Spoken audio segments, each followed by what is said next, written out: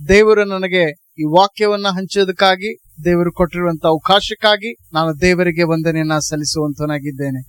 ಈ ಒಂದು ಸಮಯದಲ್ಲಿ ನಾವು ಕಲಿಯುವಂತ ವಾಕ್ಯ ಏನಂತಂದ್ರೆ, ಯೇಸು ಕ್ರಿಸ್ತನಲ್ಲಿ ನಂಬಿಕೆ ಇಡುವುದೆಂದರೆ ಏನು? ಈ ಲೋಕದಲ್ಲಿ ಅನೇಕ ಜನರು ಯೇಸು ಕ್ರಿಸ್ತನನ್ನ ನಂಬುವುದನ್ನ ನೋಡುವಂತರಾಗಿದ್ದೇವೆ. ಯೇಸು ಕ್ರಿಸ್ತನನ್ನ ನಂಬುವಂಥದ್ದು ಅಂದರೆ ಅದು ಯಾವ ವಿಷಯದಲ್ಲಿ ಮತ್ತು ಹೇಗೆ, ಅದನ್ನ ನಾವು ಇವತ್ತಿನ ದಿವಸ ಅರ್ಥ ಮಾಡಿಕೊಳ್ಳೋಣ. ಈ ಲೋಕದಲ್ಲಿ ಅನೇಕ ಜನರಿದ್ದಾರೆ, ಯೇಸು ಕ್ರಿಸ್ತನನ್ನ ನಂಬ್ತಾರೆ ಅಂತ ಹೇಳ್ಕೊಳ್ತಾರೆ, ಆದರೆ ಅದರ ವಿಷಯದಲ್ಲಿ ಸಂಪೂರ್ಣವಾದಂತ ಅವರಿಗೆ ತಿಳುವಳಿಕೆ ಇಲ್ಲ. ಅವರು ನಿಜವಾಗಲೂ ಯೇಸು ಕ್ರಿಸ್ತನನ್ನ ನಂಬುವಂತದ್ದರ ವಿಷಯದಲ್ಲಿ ಅವರಿಗೆ ಅರಿವಿಲ್ಲ ಅಂತ ಹೇಳಿ ನೋಡಿಕೊಳ್ಳುವಂತರಾಗಿದ್ದೇವೆ. ನಾವು ಕಲಿಯುವಂತ ಅಂಶ ಏನಂತಂದ್ರೆ, ನಂಬುವಂಥದ್ದು ಅಂದರೆ ಅದರ ಅರ್ಥ ಏನಂತ ಹೇಳಿ ನಾವು ತಿಳಿದುಕೊಳ್ಳುವಂತರಾಗಿದ್ದೇವೆ. ದೇವರು ಅಬ್ರಹಾಮನಿಗೆ ಆತನು ಹೇಳ್ತಾನೆ, ಅಬ್ರಹಾಮನು ನೀತಿವಂತನು, ಆತನು ದೇವರ ಮಾತಿಗೆ ವಿಧೇಯನಾಗಿದ್ದಾನಂತ ಹೇಳಿ ನಾವು ನೋಡಿಕೊಳ್ಳುತ್ತೇವೆ. ಯಾಕಂದ್ರೆ ದೇವರು ಅಬ್ರಹಾಮನಿಗೆ ಆಶೀರ್ವಾದವನ್ನ ಕೊಡುವಂತದನ್ನ ನೋಡುತ್ತೇವೆ. ಮಾನವನ ನಂಬಿಕೆಯ ಕುರಿತು ಈ ಲೋಕದಲ್ಲಿ ನಾವು ನೋಡ್ಬೇಕಾದ್ರೆ ಮನುಷ್ಯನ ಒಂದು ಆಲೋಚನೆಗಳು ಹೇಗಿದೆ ಅನ್ನುವಂತ ವಿಷಯದಲ್ಲಿ ನಾವು ತಿಳಿದುಕೊಳ್ಳುವಂತರಾಗಿದ್ದೇವೆ. ಅನೇಕರು ಹೇಳ್ತಾರೆ, ಯೇಸು ಕ್ರಿಸ್ತನು ಆತನು 3ನೇ ದಿವಸ ಆ ಸಮಾಧಿಯಿಂದ ಎದ್ದಿದ್ದಾನಂತ ಹೇಳಿ ನಂಬ್ತಾರೆ. ಹಾಗಾಗಿ ಸೈತಾನನು ಕೂಡ ಆತನು ಯೇಸು ಕ್ರಿಸ್ತನ್ ಎದ್ದಿದ್ದಾನಂತ ಹೇಳಿ ನಂಬುವುದನ್ನ ನೋಡುವಂತರಾಗಿದ್ದೇವೆ. ನಾನು ಯೇಸು ಕ್ರಿಸ್ತನು 2ನೇ ಸಾರ್ತಿ ಬರ್ತಾನೆ ಅಂತ ಹೇಳಿ ನಂಬ್ತೇನೆ ಅಂತ ಹೇಳಿ ಜನರು ಹೇಳ್ತಾರೆ. ಹಾಗಾಗಿ ಸೈತಾನ್ ಕೂಡ ಅದನ್ನ ನಂಬುವಂತದನ್ನ ನೋಡ್ತೇವೆ. ಆದರೆ ಮನುಷ್ಯನ ನಂಬಿಕೆಯಲ್ಲಿ ನೋಡ್ಬೇಕಾದ್ರೆ ಮನುಷ್ಯನು ಯೇಸು ಕ್ರಿಸ್ತನನ್ನ ದೇವರಂತ ಹೇಳಿ ಆರಾಧನೆ ಮಾಡ್ತಾರೆ, ಆದರೆ ಸೈತಾನನು ದೇವರಂತ ಹೇಳಿ ನಂಬುವುದಿಲ್ಲ. ಹಾಗಾಗಿ ಇವತ್ತಿನ ದಿವಸ ನಾವು ತಿಳಿದುಕೊಳ್ಳುವಂತಹ ವಿಷಯಗಳು, ಯೇಸು ಕ್ರಿಸ್ತನು ನಿಜವಾಗಲೂ ದೇವರಾಗಿದ್ದಾನೆ ಮತ್ತು ಆತನನ್ನ ನಾವು ಆರಾಧನೆ ಮಾಡುವಾಗ, ಆತನಲ್ಲಿ ನಂಬಿಕೆ ನೀಡುವಾಗ ನಮಗೆ ಆಗುವಂತ ಬದಲಾವಣೆಗಳನ್ನ ನಾವು ಇವತ್ತಿನ ದಿವಸ ತಿಳಿದುಕೊಳ್ಳುವಂತರಾಗಿದ್ದೇವೆ. ನಂಬುವಂತದಂದ್ರೆ ನಾವು ಯೇಸು ಕ್ರಿಸ್ತನಿಗೆ ಸಮರ್ಪಣೆ ಮಾಡುವಂತದ್ದು. ನಮ್ಮ ಜೀವಿತವನ್ನ ಯೇಸು ಕ್ರಿಸ್ತನ ಕೈಯಲ್ಲಿ ನಾವು ಕೊಡುವಂತರಾಗಿದ್ದೇವೆ. ಸಂಪೂರ್ಣವಾಗಿ ನಾವು ಯೇಸು ಕ್ರಿಸ್ತನ ಕೈಯಲ್ಲಿ ನಮ್ಮ ಒಂದು ಎಲ್ಲವನ್ನ, ಸರ್ವಸ್ವವನ್ನ ದೇವರಿಗೆ ಒಪ್ಪಿಸಿಕೊಡುವಂತರಾಗಿದ್ದೇವೆ. ಇಲ್ಲಿ ಯೇಸು ಕ್ರಿಸ್ತನು ಒಬ್ಬ ಜ್ಞಾನವಂತ ವ್ಯಕ್ತಿಯ ಜೊತೆಯಲ್ಲಿ ಮಾತನಾಡುವಂತದನ್ನು ನೋಡುತ್ತೇವೆ. ಯೋಹಾನ 3ನೇ ಅಧ್ಯಾಯದಲ್ಲಿ ನಾವು ನೋಡುವಾಗ ಇಲ್ಲಿ ಯೇಸು ಕ್ರಿಸ್ತನು ನಿಕೋದೇಮನ ಜೊತೆಯಲ್ಲಿ ಮಾತನಾಡುವಂತದನ್ನ ನೋಡುತ್ತೇವೆ. ಆ ಒಂದು ಚರ್ಚೆಯಲ್ಲಿ ನಾವು ನೋಡಬೇಕಾದ್ರೆ ಯೇಸು ಕ್ರಿಸ್ತನು ನಿಕೋದೇಮನಿಗೆ ಹೇಳ್ತಾನೆ, ಒಬ್ಬನು ಹೊಸದಾಗಿ ಹುಟ್ಟದಿದ್ದರೆ ಅವನು ದೇವರ ರಾಜ್ಯವನ್ನ ಕಾಣಲಾರನಂತ ಹೇಳಿ ಯೇಸು ಕ್ರಿಸ್ತನು ನಿಕೋದೇಮನಿಗೆ ಹೇಳ್ತಾನೆ. ಹಾಗಾಗಿ ಇದರ ಒಂದು ಚರ್ಚೆಯಲ್ಲಿ ಮುಂದೆ ನೋಡುವಾಗ ನಾವು ನೋಡ್ತೇವೆ, 3ನೇ ಅಧ್ಯಾಯ 15ನೇ ವಚನದಲ್ಲಿ ನಾವು ನೋಡಿಕೊಳ್ಳುವಾಗ ಈ ರೀತಿಯಾಗಿ ಹೇಳ್ತದೆ, ಮನುಷ್ಯ ಕುಮಾರನು ತನ್ನನ್ನು ನಂಬುವವರೆಲ್ಲರೂ ನಿತ್ಯ ಜೀವವನ್ನು ಪಡೆಯಬೇಕೆಂದು ಎತ್ತರದಲ್ಲಿ ಇಡಲ್ಪಡಬೇಕು. ಇಲ್ಲಿ ನಾವು ನೋಡುವಾಗ ಯೇಸು ಕ್ರಿಸ್ತನ ಒಂದು ಮಾತೇನಂತಂದ್ರೆ, ಮನುಷ್ಯ ಕುಮಾರನು ಎತ್ತರದಲ್ಲಿ ಇಡಲ್ಪಡಬೇಕು. ಅಂದ್ರೆ ಯೇಸು ಕ್ರಿಸ್ತನು ಆ ಕಲ್ವಾರಿ ಕ್ರೂಜದ ವಿಷಯದಲ್ಲಿ ನಿಕೋದೇಮನ ಜೊತೆಯಲ್ಲಿ ಮಾತನಾಡ್ತಾ ಇದ್ದ.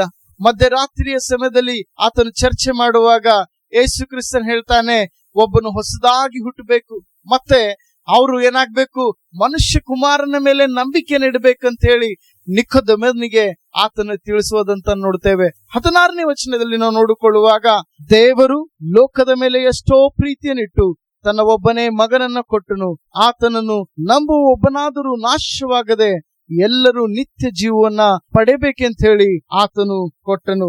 ಇಲ್ಲಿ ನಾವು ನೋಡುವಾಗ ಯೇಸು ಕ್ರಿಸ್ತನನ್ನ ನಂಬುವವರಿಗೆ ನಿತ್ಯ ಜೀವ ಉಂಟು. ಹಾಗಾಗಿ ದೇವರು ಈ ಲೋಕವನ್ನ ಪ್ರೀತಿ ಮಾಡಿ ತನ್ನ ಒಬ್ಬನೇ ಮಗನಾಗಿರುವಂತ ಯೇಸು ಕ್ರಿಸ್ತನನ್ನ ಈ ಲೋಕಕ್ಕೆ ಕಳಿಸಿಕೊಟ್ಟಿದ್ದಾನೆ. ಈ ಲೋಕವು ಕತ್ತಲೆಯಲ್ಲಿ ತುಂಬಿರುವಂತದ್ದನ್ನ ಯೇಸು ಕ್ರಿಸ್ತನು ಬಂದಾಗ ಈ ಲೋಕವು ಏನಾಗಿದೆ, ಬೆಳಕಿನಿಂದ ತುಂಬಲ್ಪಡುವಂತದ್ದಾಗಿದೆ. ಯೇಸು ಕ್ರಿಸ್ತನನ್ನ ನಂಬುವಂಥದ್ದು ಅನ್ನುವಂತ ವಿಷಯದಲ್ಲಿ ಸತ್ಯವೇದದ ದೃಷ್ಟಿಕೋನದಿಂದ ನಾವು ನೋಡುವಾಗ, ಸತ್ಯವೇದ ನಮ್ಮನ್ನ ಏನನ್ನ ತಿಳಿಸುವಂತದ್ದಾಗಿದೆ. ಇಲ್ಲಿ ನಾವು ನೋಡುವಾಗ ಯೋಹಾನನು ಬರೆದಂತ ಸುವಾರ್ತೆಯಲ್ಲಿ 1ನೇ ಅಧ್ಯಾಯ 12ನೇ ವಚನದಲ್ಲಿ ಈ ರೀತಿಯಾಗಿ ಹೇಳ್ತದೆ, ಯಾರ್ಯಾರು ಆತನನ್ನು ಅಂಗೀಕರಿಸಿದರೋ, ಅಂದರೆ ಆತನ ಹೆಸರಿನಲ್ಲಿ ನಂಬಿಕೆನಿಟ್ಟರೋ ಅವರಿಗೆ ದೇವರ ಮಕ್ಕಳಾಗುವ ಅಧಿಕಾರ ಕೊಟ್ಟನು.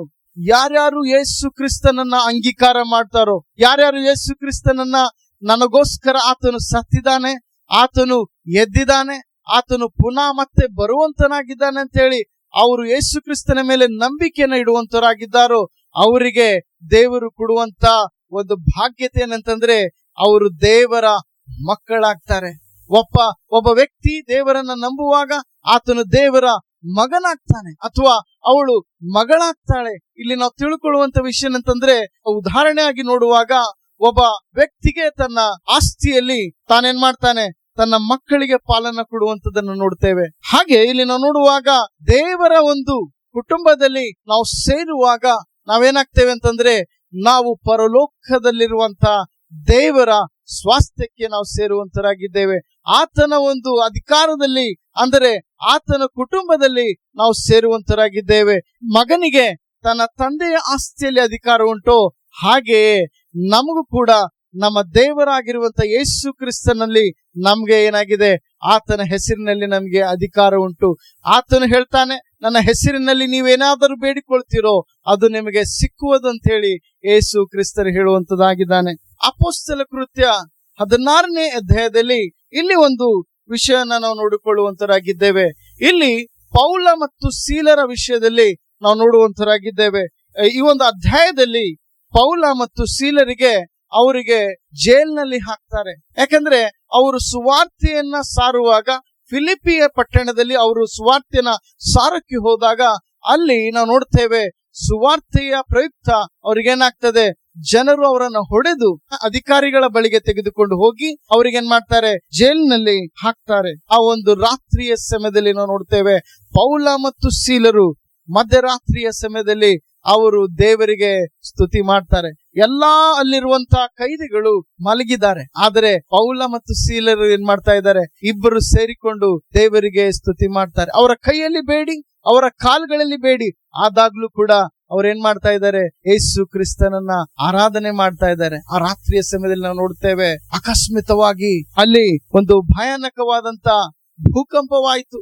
ಆ ರಾತ್ರಿಯ ಸಮಯದಲ್ಲಿ ಭೂಕಂಪವಾದಾಗ ಅಲ್ಲಿರುವಂತಹ ಗೋಡೆಗಳು ಅವು ಕದಲಿದವು. ಅಲ್ಲಿರುವಂತಹ ಆ ಒಂದು ಜೈಲಿನ ಆ ಒಂದು ದ್ವಾರಗಳು, ಅಲ್ಲಿರುವಂತಹ ಜೈಲಿನ ಕದಗಳು ತೆರೆಯಲ್ಪಟ್ಟು ಅಂತ ಹೇಳಿ ನೋಡ್ತೇವೆ. ಆ ಸಮಯದಲ್ಲಿ ಅಲ್ಲಿರುವಂತಹ ಎಲ್ಲಾ ಕೈದಿಗಳ ಕೈಯಲ್ಲಿ ಇರುವಂತಹ ಬೇಡಿಗಳು ಕಳಚಿ ಬಿದ್ದವು. ಆ ಸಮಯದಲ್ಲಿ ಕತ್ತಲೆ ಇತ್ತು. ಕತ್ತಲಿದ್ದಾಗ ಆ ಒಂದು ಜೈಲರ್ ಏನಾಗಿದ್ದಾನೆ, ಆ ಭೂಕಂಪದಿಂದ ಮೂರ್ಛೆ ಹೋಗ್ತಾನೆ.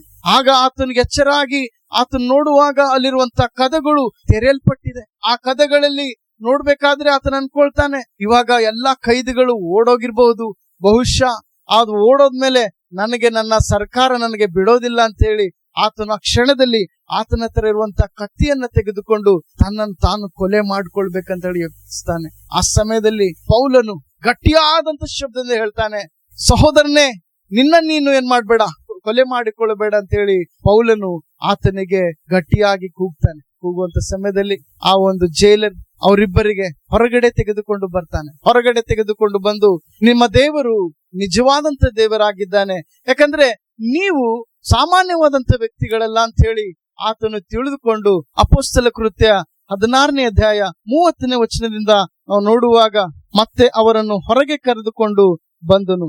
ಸ್ವಾಮಿಗಳೇ, ನಾನು ರಕ್ಷಣೆ ಹೊಂದುವುದಕ್ಕೆ ಏನು ಮಾಡಬೇಕೆಂದು ಕೇಳಲು ಅವರು, ಕರ್ತನಾದ ಯೇಸುವಿನ ಮೇಲೆ ನಂಬಿಕೆ ಇಡು, ಆಗ ನೀನು ರಕ್ಷಣೆ ಹೊಂದುವಿ, ನಿನ್ನ ಮನೆಯವರು ರಕ್ಷಣೆ ಹೊಂದುವರು ಎಂದು ಹೇಳಿ ಅವನಿಗೆ ಅವನ ಮನೆಯವರೆಲ್ಲರಿಗೂ ದೇವರ ವಾಕ್ಯವನ್ನ ತಿಳಿಸಿದರು. ಆ ಒಂದು ರಾತ್ರಿಯ ಸಮಯದಲ್ಲಿ ನಾವು ನೋಡ್ತೇವೆ, ಆ ಜೈಲರಿಗೆ ಯೇಸು ಕ್ರಿಸ್ತನ ಶುಭ ವರ್ತಮಾನ ಮುಟ್ಟಿದಂತ ಹೇಳಿ ನೋಡ್ತೇವೆ. ಪೌಲ ಮತ್ತು ಸೀಲರು ಅವ್ರು ಹೇಳ್ತಾನೆ, ನೀನು ಯೇಸು ಕ್ರಿಸ್ತನನ್ನ ನಂಬಿಕೋ, ನಿನಗೆ ರಕ್ಷಣೆ ಆಗ್ತದೆ, ಮತ್ತು ನಿನಗೆ ಮಾತ್ರ ಇಲ್ಲ, ನಿನ್ನ ಕುಟುಂಬದವರಿಗೆ, ನಿನ್ನ ಮಕ್ಕಳಿಗೆ ಆಶೀರ್ವಾದ ಬರ್ತದೆ, ನಿಮಗೆ ರಕ್ಷಣೆ ಉಂಟಾಗ್ತದೆ ಅಂತ ಹೇಳ್ತಾರೆ. ಆ ರಾತ್ರಿಯ ಸಮಯದಲ್ಲಿ ಆ ಜೈಲರ್ ಸಂತೋಷದಿಂದ ಅವರನ್ನ ತನ್ನ ಮನೆಗೆ ತೆಗೆದುಕೊಂಡು ಹೋಗ್ತಾನೆ. ತನ್ನ ಮನೆಗೆ ತೆಗೆದುಕೊಂಡು ಹೋಗಿ ಅದೇ ರಾತ್ರಿಯಲ್ಲಿ ಎಲ್ಲರೂ ದೇವರ ವಾಕ್ಯವನ್ನ ನಂಬಿಕೊಂಡ್ರು. ಮತ್ತೆ ಅದೇ ರಾತ್ರಿ ಅವ್ರು ಏನ್ ಮಾಡ್ತಾರೆ, ದೀಕ್ಷಾ ಸ್ನಾನವನ್ನ ತೆಗೆಸಿಕೊಳ್ಳಿಸ್ತಾರೆ. ಯೇಸು ಕ್ರಿಸ್ತನನ್ನ ಅಂಗೀಕಾರ ಮಾಡಿ, ಯೇಸು ಕ್ರಿಸ್ತನ ತನ್ನ ದೇವರಂತೇಳಿ ತಮ್ಮನ್ನು ತಾವು ಸಮರ್ಪಣೆ ಮಾಡಿ ಯೇಸು ಕ್ರಿಸ್ತನಲ್ಲಿ ಸೇರುವಂತದನ್ನ ನೋಡ್ತೇವೆ. ಹಾಗಾಗಿ ಇವತ್ತಿನ ದಿವಸ ನಾವು ಅರ್ಥ ಮಾಡಿಕೊಳ್ಬೇಕಾಗಿದೆ, ಇವತ್ತು ಎಷ್ಟು ಜನ ಯೇಸು ಕ್ರಿಸ್ತನಲ್ಲಿ ಸೇರ್ತಾ ಇದ್ದೇವೆ. ನಾವು ಎಷ್ಟು ಜನ ದೇವರ ವಾಕ್ಯವನ್ನ ಕೇಳಿದ ಮೇಲೆ ನಾವು ಯೇಸು ಕ್ರಿಸ್ತನ ಕುಟುಂಬದಲ್ಲಿ ಸೇರ್ಬೇಕಂತ ಹೇಳಿ ನಾವು ನಿರ್ಧಾರ ಮಾಡ್ತಾ ಇದ್ದೇವೆ. ಎಷ್ಟು ಜನ ನಾವು ಇವತ್ತಿನ ದಿವಸ ಯೇಸು ಕ್ರಿಸ್ತನ ವಾಕ್ಯವನ್ನ ಕೇಳಿದ್ದೇವೆ, ಆದರೆ ನಾವು ದೀಕ್ಷಾ ಸ್ನಾನವನ್ನ ತೆಗೆದುಕೊಳ್ಳದೆ ಹಾಗೆ ಇದ್ದಿದ್ದೇವೆ. ನಾವು ಇವತ್ತಿನ ದಿವಸ ನಿರ್ಧಾರ ಮಾಡಿಕೊಳ್ಬೇಕಾಗಿದೆ.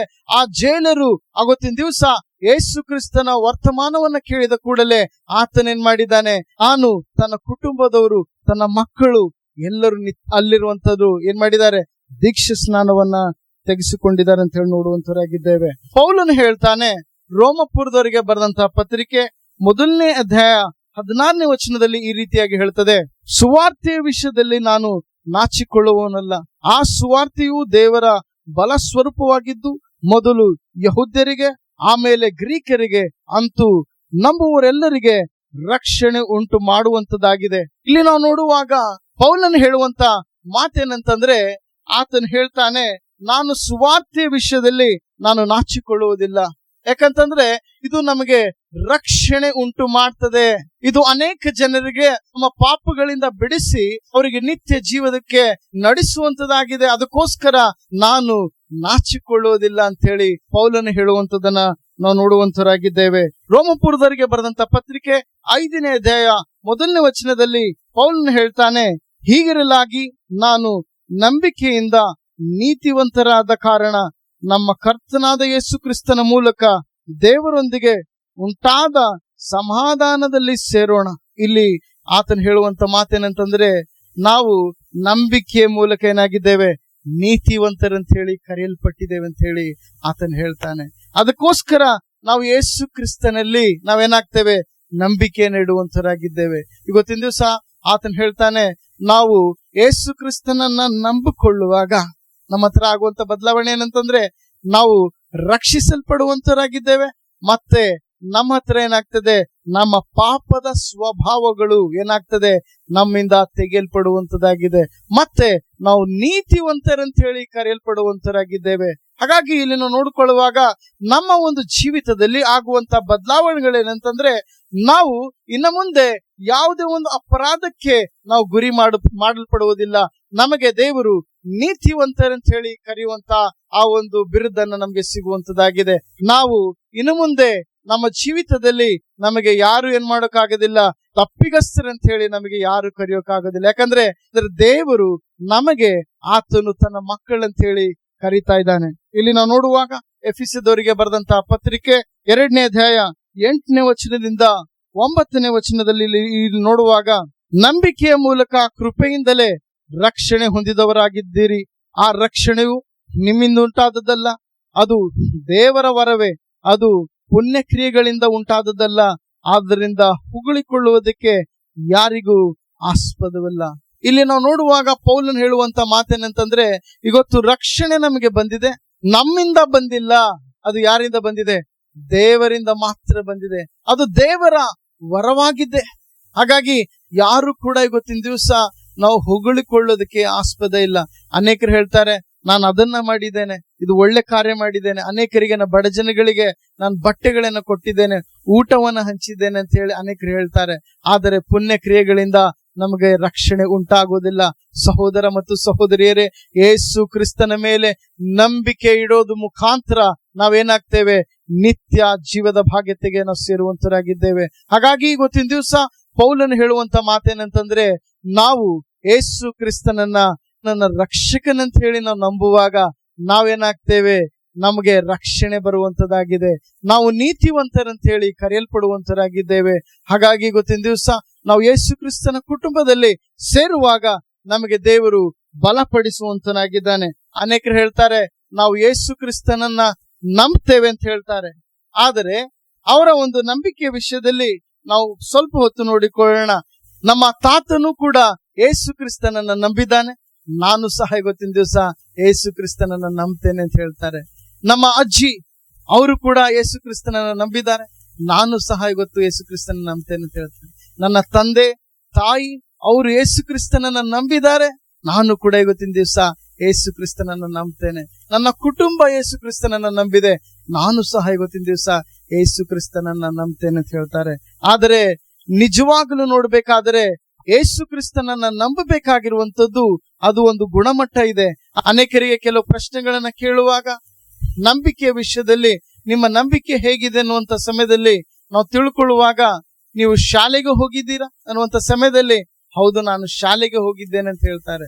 ನೀವು ಶಾಲೆಯಲ್ಲಿ ಹಿಸ್ಟ್ರಿಯನ್ನು ಓದಿದ್ದೀರಾ ಅಥವಾ ನಿಮ್ಮ ಕಾಲೇಜ್ನಲ್ಲಿ ಹಿಸ್ಟ್ರಿಯನ್ನು ಓದಿದ್ದೀರಾ ಅಂತ ಅನ್ನುವಾಗ ಹೌದು ನಾನು ಓದಿದ್ದೇನೆ ಅಂತ ಹೇಳ್ತಾರೆ. ಅಲ್ಲಿ ನಾವು ನೋಡುವಾಗ ನೀವು ಒಬ್ಬ ವ್ಯಕ್ತಿಯ ವಿಷಯದಲ್ಲಿ ಕಲ್ತಿದ್ದೀರಾ. ಅಲ್ಲಿ ಒಬ್ಬ ವಾಸ್ಕೋ ಡಿಗಾಮ ಅನ್ನುವಂತ ವ್ಯಕ್ತಿ, ಆತನು ಯುರೋಪ್ನಿಂದ ಇಂಡಿಯಾಕ್ಕೆ ಆತನೇನ್ ಮಾಡಿದ್ದಾನೆ, ಆ ಒಂದು ಸಮುದ್ರದ ಮಾರ್ಗದಿಂದ ಬಂದಿದ್ದಾನೆ. ಅದನ್ನ ನೀವು ನಂಬ್ತೀರಾ ಅಂತ ಅನ್ನುವಾಗ ಹೌದು ನಾನು ನಂಬ್ತೇನೆ. ಮತ್ತೆ ಇಲ್ಲಿ ಒಬ್ಬ ವ್ಯಕ್ತಿ ಇದ್ದಾನೆ, ಆತನು ಯೇಸು ಕ್ರಿಸ್ತನ್ ಅಂತ ಹೇಳಿ ಆತನು ಕಲ್ವಾರಿ ಆ ಬೆಟ್ಟದ ಮೇಲೆ ಸತ್ತಿದ್ದಾನೆ, ಅದಕ್ಕೆ ನೀವು ನಂಬ್ತೀರಾ? ಹೌದು ನಾನು ಕೂಡ ನಂಬ್ತೇನೆ ಅಂತ ಹೇಳ್ತಾರೆ. ಇಲ್ಲಿ ನಾವು ನೋಡುವಾಗ ಅವರು ಒಂದು ಘಟನೆಗಳ ಮೇಲೆ ಅಥವಾ ಅಲ್ಲಿರುವಂತ ಸನ್ನಿವೇಶಗಳ ಮೇಲೆ ನಂಬುವಂತವರಾಗಿದ್ದಾರೆ. ಆದರೆ ಈ ಒಂದು ನಂಬಿಕೆಯ ವಿಷಯದಲ್ಲಿ ನೋಡುವಾಗ ಈ ಒಂದು ಲೌಕಿಕ ನಂಬಿಕೆಯಲ್ಲಿ ಈ ಒಂದು ನಂಬಿಕೆಯೇ ಬೇರೆ ಆಗಿದೆ. ಅದರ ರೀತಿಯಲ್ಲಿ ಸತ್ಯವೇದದ ನಂಬಿಕೆಯನ್ನು ನೋಡುವಾಗ ಸತ್ಯವೇದದ ನಂಬಿಕೆ ಬೇರೆಯದಾಗಿದ್ದಾಗೆ ಇಲ್ಲಿ ನೋಡುವಾಗ ಇಲ್ಲಿ ಹೊಸ ಒಡಂಬಡಿಕೆಯಲ್ಲಿರುವಂತಹ ನಂಬಿಕೆ ನಮಗೇನಾಗ್ತದೆ, ದೇವರಲ್ಲಿ ಪರಿಪೂರ್ಣವಾದಂತ ನಂಬಿಕೆಯನ್ನ ತಿಳಿಸಿಕೊಡುವಂತದ್ದಾಗಿದೆ. ಇಲ್ಲಿ ಕೆಲವು ಗೊಂದಲಕ್ಕೆ ಕಾರಣವಾಗಿರುವಂತಹ ಸಂಗತಿಗಳನ್ನ ನೋಡುವಂತರಾಗಿದ್ದೇವೆ. ಈ ಗೊಂದಲಕ್ಕೆ ಕಾರಣ ಯಾಕೆ ಅಂತಂದ್ರೆ, ಮನುಷ್ಯರು ಏನಾಗಿದ್ದಾರೆ, ಸತ್ಯವೇದದಲ್ಲಿರುವಂತಹ ವಾಕ್ಯಗಳನ್ನ ಪರಿಪೂರ್ಣವಾಗಿ ಅರ್ಥ ಮಾಡಿಕೊಂಡಿಲ್ಲ. ಈ ಸತ್ಯವೇದದಲ್ಲಿರುವಂತಹ ವಾಕ್ಯಗಳನ್ನ ಅನೇಕ ಬೋಧಕರು ಏನ್ ಮಾಡಿದ್ದಾರೆ, ತಪ್ಪಾಗಿ ಬೋಧನೆ ಮಾಡಿದಕ್ಕಾಗಿ ಅವರಿಗೆ ದೇವರ ಅರಿವು ಹುಟ್ಟಿಲ್ಲ ಅಂತ ಹೇಳಿ ನೋಡಿಕೊಳ್ತೇವೆ. ಅವರು ಗೊಂದಲಕ್ಕೆ ಒಳಗಾಗುವಂತದನ್ನ ನೋಡ್ತೇವೆ. ಇಲ್ಲಿ ಮೊದಲನೇ ಯೋಹಾನ 5ನೇ ಅಧ್ಯಾಯ 13ನೇ ವಚನದಲ್ಲಿ ಈ ರೀತಿಯಾಗಿ ಹೇಳುತ್ತೆ, ದೇವರ ಮಗನ ಹೆಸರಿನಲ್ಲಿ ನಂಬಿಕೆ ಇಟ್ಟವರಾದ ನಮ್ಮಲ್ಲಿ ನಿತ್ಯ ಜೀವ ಉಂಟೆಂದು ನಿಮಗೆ ಗೊತ್ತಾಗುವಂತೆ ಈ ಮಾತುಗಳನ್ನ ಬರೆದಿದ್ದೇನೆ. ಇಲ್ಲಿ ನಾವು ನೋಡುವಾಗ ಯಾರ್ಯಾರು ಯೇಸು ಕ್ರಿಸ್ತನಲ್ಲಿ ನಂಬಿಕೆಯನ್ನು ಇಡ್ತಾರೋ ಅವ್ರಿಗೇನಾಗ್ತದೆ, ನಿತ್ಯ ಜೀವ ಉಂಟೆಂತ ಹೇಳಿ ಇಲ್ಲಿ ಹೇಳ್ತಾನೆ. ನಿಮ್ಮಲ್ಲಿ ನಿತ್ಯ ಜೀವ ಉಂಟು. ಇಲ್ಲಿ ಯೋಹಾನ್ ಹೇಳ್ತಾನೆ, ನಿಮಗೆ ನಿತ್ಯ ಜೀವ ಉಂಟು, ನಿಮಗೇನಾಗಿದೆ, ನಿತ್ಯ ಜೀವ ಬಂದಿದೆ ಅಂತನ್ನುವಂತ ವಾಕ್ಯವನ್ನ ತಿಳಿಸುವಂತನಾಗಿದ್ದಾನೆ. ಹಾಗಾಗಿ ಇವತ್ತಿನ ದಿವಸ ಯಾರ್ಯಾರು ಯೇಸು ಕ್ರಿಸ್ತನನ್ನ ನಂಬ್ತಾರೋ ಅವ್ರೇನಾಗ್ಬೇಕಾಗಿದೆ, ಅವರು ನಂಬಬೇಕಾಗಿದೆ. 100% ನಂಬಿಕೆ ಬೇಕಾಗಿದೆ. ಇಲ್ಲಿ ಡೌಟೇ ಇಲ್ಲ. ಯಾಕಂತಂದ್ರೆ ಯೋಹಾನ 3ನೇ ಅಧ್ಯಾಯದಲ್ಲಿ, ಅಂದ್ರೆ ಯೇಸು ಕ್ರಿಸ್ತನು ನಿಕೋದೇಮನ ಜೊತೆಯಲ್ಲಿ ಮಾತನಾಡುವಂತ ಆ ಸನ್ನಿವೇಶದಲ್ಲಿ ನಾವು ನೋಡಬೇಕಾದ್ರೆ, ಯೋಹಾನ ಬರೆದಂತ ಸುವಾರ್ತೆ 3ನೇ ಅಧ್ಯಾಯ 16ನೇ ವಚನದಲ್ಲಿ ನಾವು ನೋಡಬೇಕಾದ್ರೆ, ಇಲ್ಲಿ ದೇವರು ಲೋಕದ ಮೇಲೆ ಎಷ್ಟೋ ಪ್ರೀತಿಯನ್ನಿಟ್ಟು ತನ್ನ ಒಬ್ಬನೇ ಮಗನನ್ನು ಕೊಟ್ಟನು, ಆತನನ್ನ ನಂಬುವ ಒಬ್ಬನಾದ್ರೂ ನಾಶವಾಗದೆ ಎಲ್ಲರೂ ನಿತ್ಯ ಜೀವನ ಪಡೆಯಬೇಕೆಂದು ಆತನು ಕೊಟ್ಟನು. ಅಂದ್ರೆ ಇಲ್ಲಿ ನಾವು ನೋಡುವಾಗ ಆತನನ್ನ, ಅಂದ್ರೆ ಯೇಸು ಕ್ರಿಸ್ತನನ್ನ ನಂಬುವವನು ಒಬ್ಬನಾದ್ರೆ ಏನಾಗ್ಬಾರ್ದು, ನಾಶವಾಗಬಾರ್ದು.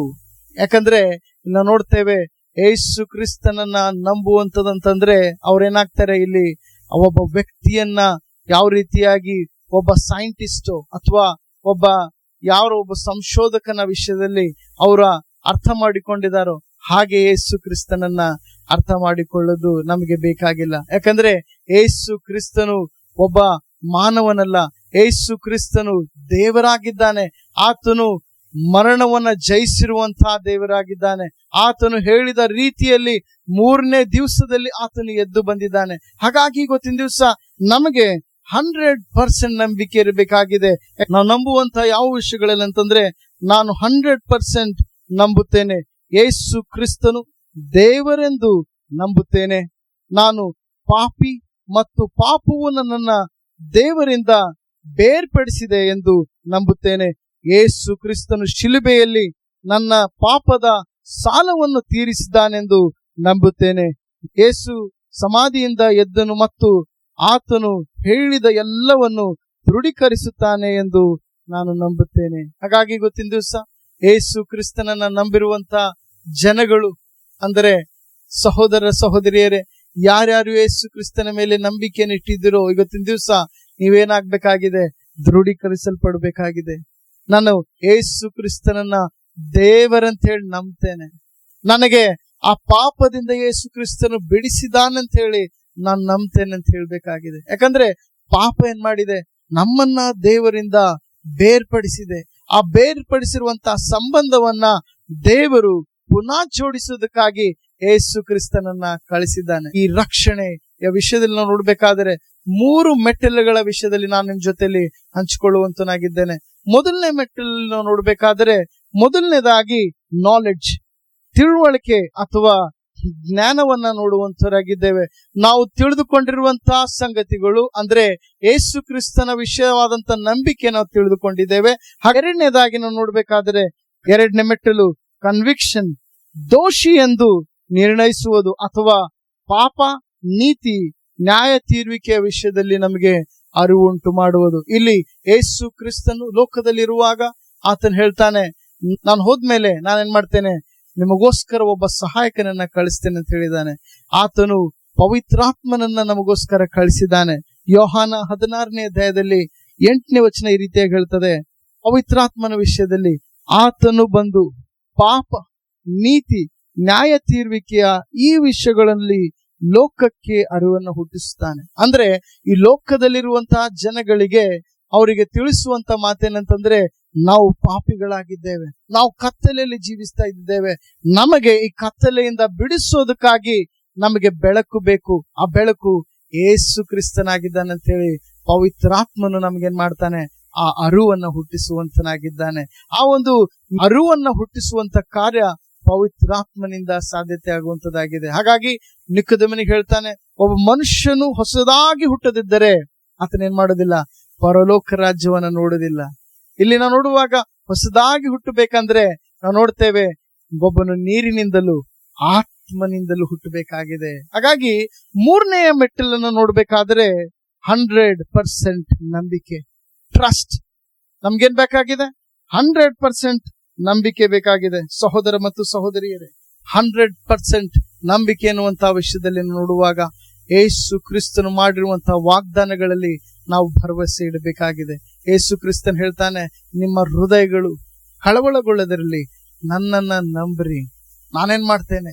ನಿಮಗೋಸ್ಕರ ತಿರುಗಿ ಬರುವಂತನಾಗಿದ್ದೇನೆ. ನಾನು ಪರಲೋಕದಲ್ಲಿ ನಿಮ್ಗೆ ಸ್ಥಳವನ್ನ ಸಿದ್ಧ ಮಾಡ್ತಾ ಇದ್ದೇನೆ ಅಂತ ಹೇಳಿ ಯೇಸು ಕ್ರಿಸ್ತನ್ ಹೇಳಿದ್ದಾನೆ. ನೀವು ಯೇಸು ಕ್ರಿಸ್ತನ ಮಾತಿಗೆ ನಂಬೋದಾದರೆ ಯೇಸು ಕ್ರಿಸ್ತನು ಮತ್ತೆ ಪುನಃ ಬರುವಂತನಾಗಿದ್ದಾನೆ. ಆತನು 2ನೇ ಸರ್ತಿ ಬರುವಾಗ ನನ್ನನ್ನ ನಿನ್ನನ್ನ ಆತನೇನ್ ಮಾಡ್ತಾನೆ? ಆತನ ರಾಜ್ಯದಲ್ಲಿ ಸೇರಿಸುವಂತನಾಗಿದ್ದಾನೆ. ಇವತ್ತಿನ ದಿವಸ ನಾನು ನಿಮಗೆ ಒಂದು ಶುಭ ಸಮಾಚಾರವನ್ನ ತಿಳಿಸಕ್ಕೆ ಇಷ್ಟಪಡುವಂತನಾಗಿದ್ದೇನೆ.